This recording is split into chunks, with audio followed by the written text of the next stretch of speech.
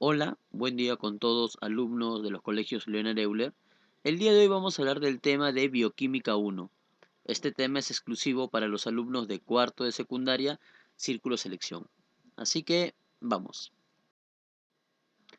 Antes de comenzar hay que definir qué es la bioquímica, una rama de la biología que se encarga del estudio de la composición química de los seres vivos. Entonces, los seres vivos estamos compuestos por elementos, por moléculas, que en su conjunto van a formar lo que es la célula, que como ya sabemos es la mínima unidad de vida. Entonces, vamos a ir viendo cómo, digamos, estas estructuras se conforman dentro de los seres vivos. Hay que entender que cuando hablamos de bioquímica, uno de los elementos más importantes que se encuentran es el carbono. El carbono es el elemento de la vida, ya que éste se va a unir a otros elementos formando moléculas orgánicas. Vamos a ver que la mayoría de los compuestos orgánicos están formados por carbono y otros elementos unidos a él. Es como observamos acá, por ejemplo, acá tenemos una molécula de carbono, acá observamos por ejemplo el metano, ¿no? Unido a cuatro elementos hidrógeno. Igualmente acá vemos una cadena, por ejemplo, carbonada, que determina que es una biomolécula. Avanzamos. Ahora vamos a hablar de los bioelementos, o también llamados biogénicos. Los bioelementos son aquellos que componen a los seres vivos. Hay que entender que si recordamos el curso de química y hemos hablado de los elementos químicos, aproximadamente hay 118 elementos químicos. De estos de los cuales más de 90 son naturales y el resto son creados artificialmente. Eh, Solamente 30 de estos forman la composición de la materia viva. Entonces, de estos 118, no todos se encuentran en el ser vivo, solo son algunos. Ya que, por ejemplo, no podemos encontrar, por ejemplo, uranio en el cuerpo, ¿no? Sería la muerte para nosotros.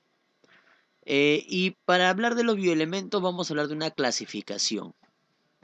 Los bioelementos se clasifican en bioelementos primarios, secundarios y oligoelementos. Cada uno tiene una cantidad de elementos en base a la proporción que se encuentra y en base también a su importancia. No vamos a hablar de cada uno de ellos. En primer lugar vamos a hablar de los bioelementos primarios, también conocidos como macroelementos o elementos organógenos. Dependiendo de los textos que podemos encontrar en todos, digamos, los libros, vamos a ver algunos que solo toman como bioelementos primarios al carbono, el hidrógeno, oxígeno y nitrógeno, y como secundarios al fósforo y al azufre. Sin embargo, hay otros textos que toman a estos seis. Entonces nosotros vamos a tomar a los seis, ¿no? Al carbono, hidrógeno, oxígeno, nitrógeno, fósforo y azufre como bioelementos primarios. Vamos a hablar en primer lugar del carbono. Como les dije inicialmente, el carbono es un elemento que se caracteriza porque se encuentra formando muchas estructuras en nuestro cuerpo. Y no solo eso, sino también, digamos, es parte esencial de las biomoléculas orgánicas. Cuando hablamos de glúcidos, lípidos, hablamos de proteínas y ácidos nucleicos, son elementos que están unidos constantemente a diferentes elementos formando estas moléculas y estas macromoléculas. También tenemos el hidrógeno. Importante porque, por ejemplo, es un elemento que se encuentra en el agua. ¿Sí? En la molécula de agua encontramos hidrógeno, dos átomos de hidrógeno. ¿Y por qué es importante? Porque el agua es la base donde se dan todas las reacciones químicas. Recuerden que en los seres humanos el agua está entre un 65 y un 70%. Entonces, si no tuviéramos agua, no ocurrirían todas las reacciones metabólicas dentro de nuestro cuerpo. Entonces, de ahí también su importancia, ¿no? Acá tenemos también el oxígeno. Cuando escuchamos la palabra oxígeno, nos viene a la mente más el oxígeno molecular, ¿no? Aquel que respiramos. Y este es importante, ¿por qué? Porque gracias a eso se da la respiración celular. Y si ustedes recuerdan, para que se dé la respiración celular, requerimos básicamente de oxígeno y de glucosa. Entonces, ¿esto que nos va a permitir? La formación de ATP. Y el ATP, que es la energía que necesitamos para realizar todas las actividades de nuestro día a día. Por otro lado, también forma radicales polares, ¿no? Que son solubles en agua. Por otro lado, tenemos el nitrógeno, que es el gas más abundante en la atmósfera, pero dentro de nuestro cuerpo es parte de las proteínas, es parte de los aminoácidos, formando el grupo amino, que está presente en las proteínas. Recuerden que las proteínas son importantísimas en nuestro cuerpo porque tienen varias funciones: contráctil, como la miosina y lactina; de transporte, como la hemoglobina; por otro lado, también tenemos hormonal, como la insulina; o formando estructuras como el cabello, las uñas, entre otros. También enzimática, ¿no? Realizando, digamos, reacciones químicas, acelerando las reacciones químicas como un catalizador. Tenemos también el fósforo, que forma parte de las moléculas como es el ADN y el ARN. El ADN, el ácido desoxirribonucleico, que se caracteriza porque permite, digamos, pasar la información genética, ¿no? Lo que es la herencia en base a los genes. Por otro lado tenemos al ARN, que se encarga de formar aminoácidos y por consiguiente proteínas, teniendo al ARN mensajero, al ARN ribosomal y al ARN transferencia, ¿no? También forma lo que es el ATP, que es la unidad energética. Nosotros formamos ATP para poder realizar nuestras actividades diarias, ya que se da esta formación mediante la liberación de energía que nosotros utilizamos. Y por último tenemos al azufre, que es un elemento químico esencial de los aminoácidos. Y como hace un momento lo comentamos, los aminoácidos forman las proteínas, son los monómeros de las proteínas. Entonces, las proteínas tienen un sinfín de funciones en nuestro cuerpo. Ahora vamos a hablar de los bioelementos secundarios. Tenemos, por ejemplo, al magnesio, al calcio, al sodio, al potasio y al cloro. El magnesio, por ejemplo, es parte importante de la clorofila. Recuerden que no solo vamos a hablar del ser humano; si bien es cierto, lo tomamos en cuenta porque somos nosotros y debemos reconocernos, pero cuando hablamos de los seres vivos hablamos de todos en general, y por ejemplo las plantas son uno de ellos. Hay que recordar que la clorofila permite que la fotosíntesis, ¿no? Que es, digamos, un conjunto de reacciones que permiten formar nutrientes en la planta. Por otro lado, en los seres humanos, por ejemplo, nosotros también lo utilizamos como un catalizador.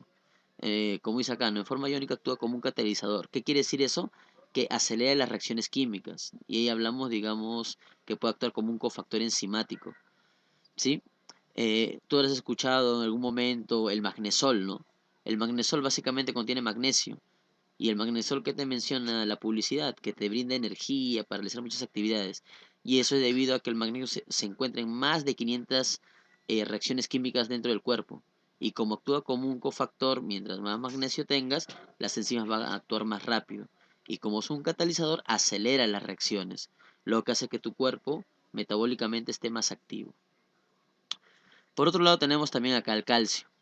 Forma parte de los carbonatos de calcio, estructuras esqueléticas, el esqueleto, por ejemplo. También participa en la contracción muscular, coagulación sanguínea y transmisión del impulso nervioso. Pero creo que es más conocido como que parte importante de los huesos, ¿no?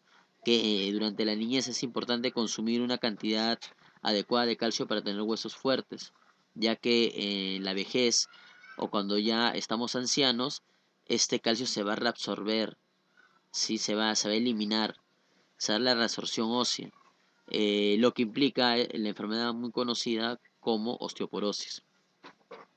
Por otro lado tenemos el sodio. Es un catión abundante en el medio extracelular, o sea, fuera de la célula, ¿no? También en la conducción nerviosa y en la contracción muscular. Eh, con el sodio, junto con el potasio, se van a encargar de realizar un transporte activo, ¿no? Que es la bomba de sodio y potasio. El potasio también es un catión abundante. A diferencia del sodio, se encuentra al interior de las células. El sodio se encuentra al exterior y el potasio al interior, ¿no? Ahí por eso que se da este transporte activo, que es la bomba de sodio-potasio. También se encarga de la conducción nerviosa y de la contracción muscular. Y tenemos el cloro, que es un anión que se encuentra frecuentemente, básicamente, para realizar un balance hídrico, ¿no? A nivel de la sangre. Entonces vamos a ver que se encarga de generar una homeostasis, ¿no? A nivel del agua de nuestro cuerpo. Por otro lado tenemos acá a los oligoelementos. Tenemos acá al yodo, al hierro, al manganeso, al cobalto, al flúor, litio, aluminio y al cobre. Se encuentran en cantidades ínfimas, ¿no? En cantidades muy pequeñas. Son aquellos que se encuentran en menos del 0,1% del peso, ¿no?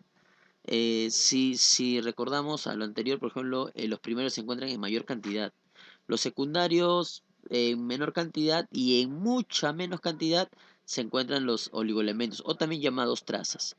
Importancia de algunos, por ejemplo, el yodo, la formación de la tiroxina, que es una hormona que forma la glándula tiroides, ¿no? Y esta regula el metabolismo. La falta del yodo generaría una enfermedad, una inflamación a ese nivel que se llama el bocio. Tenemos por otro lado el hierro, que es un constituyente de hemoglobina. Forma la hemoglobina, permite la formación de hemoglobina. Y la hemoglobina que permite formar los glóbulos rojos. ¿Y para qué sirven los glóbulos rojos?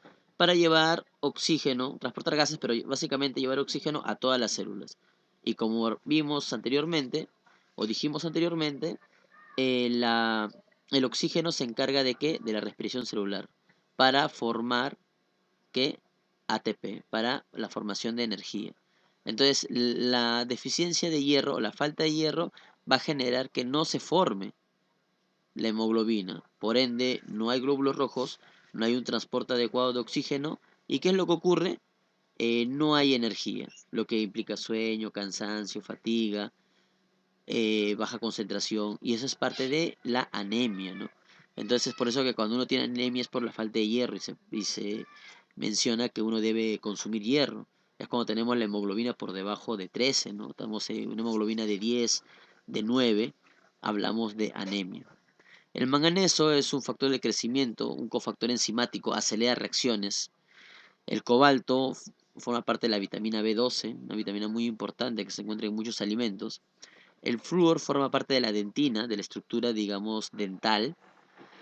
Tenemos dentro del flúor, por ejemplo, la dentina, cuando son unos bebé, constantemente cada cierta cantidad de meses le ponen un flúor, ¿no? Porque protege la dentina, que es la capa externa, que de alguna forma tiene que mantenerse sólida, ¿no? Tenemos luego el litio, que es un neurotransmisor, está relacionado con las depresiones, con la bipolaridad. Por ejemplo, ya hace no sé si es el año pasado o el anteaño pasado, nuestro expresidente Alan García se suicidó, ya fallecido. A él lo relacionaba mucho que tenía con una condición de depresiva. Y en una entrevista, por ejemplo, esto es algo anecdótico, con el periodista Jaime Bailey, él le comenta, ¿no? Si él consumía litio. Mucha gente tal vez no entendió esto, pero algunos que saben que el litio actúa como un neurotransmisor y está relacionado a las depresiones, de alguna forma la pregunta iba dirigida a que si él sufría de depresión, que tenía problemas de bipolaridad o problemas mentales y del por qué tomaba este elemento, ¿no? Entonces actúa como un neurotransmisor, ¿no? Para personas que tienen esta clase de problemas. El aluminio es un cofactor enzimático, regulador del sueño. Y por último tenemos el cobre, ¿no? Que como dije hace un momento, se encuentra en todos los seres vivos. Y acá hablamos, por ejemplo, de la hemocianina, que se encuentra en invertebrados. La hemocianina es como decir la hemoglobina, solo que la hemoglobina formada de hierro y la hemocianina formada de cobre, ¿no? Es como, podemos hablar como una especie de sangre que posee un invertebrado. Es como cuando tú agarras una cucaracha y la pisas, no ves sangre, no ves algo de color rojo, ¿no? Lo ves de otro color debido a que está formado por hemocianina y tiene el elemento cobre. Tenemos ahora las biomoléculas, principios inmediatos. Estas son formadas por la unión de bioelementos. Se pueden clasificar en inorgánicas y orgánicas. Las inorgánicas básicamente formadas por agua, gases y sales minerales. Las orgánicas por glúcidos, lípidos, proteínas, ácidos nucleicos, hormonas y vitaminas. Entonces, vamos a ver que hay una diferencia entre las biomoléculas orgánicas, inorgánicas y orgánicas. Por ejemplo, las inorgánicas son sustancias que no tienen vida, formadas por pocos átomos. Se caracterizan porque no tienen el componente carbono, es una característica importante.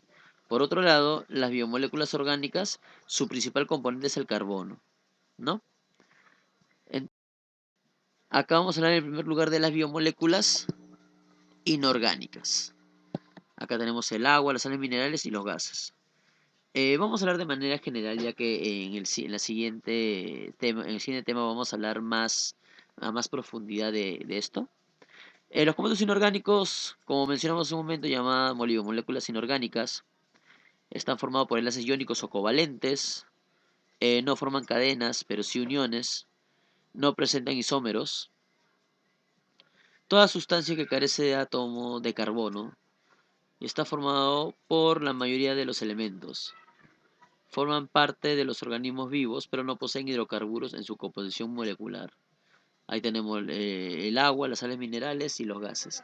Entonces, de manera general, los compuestos inorgánicos se caracterizan porque no tienen el elemento carbono en su estructura. Eso es básicamente cómo se puede reconocer a un compuesto inorgánico. Las biomoléculas orgánicas. Básicamente tenemos a los glúcidos, conocidos como azúcares energéticos, tenemos de energía inmediata. Tenemos a los lípidos, conocidos también como las grasas, también son energéticos, también pueden generar calor, protección, no son energía inmediata, puede ser de reserva, ¿no? Ahí tenemos el tejido adiposo. Tenemos a las proteínas, que tienen con un sinfín de funciones, su monómero es el aminoácido, se unen por enlace peptídico. Tenemos acá los ácidos nucleicos también, ácido nucleico, el carácter ácido, lo del ácido fosfórico. Y acá tenemos al ADN y el ARN, ¿no? Su monómeros es el nucleótido. Ya vamos a hablar de ellos más adelante, dando más datos, sus características y sus funciones. Entonces, eso sería todo. Espero haya sido de gran ayuda estas diapositivas, esta información que se ha brindado. Y cualquier duda o consulta puede darse en el link del video, en los comentarios. Y ya en un próximo video podremos resolver cualquier duda que tengan. Muchas gracias.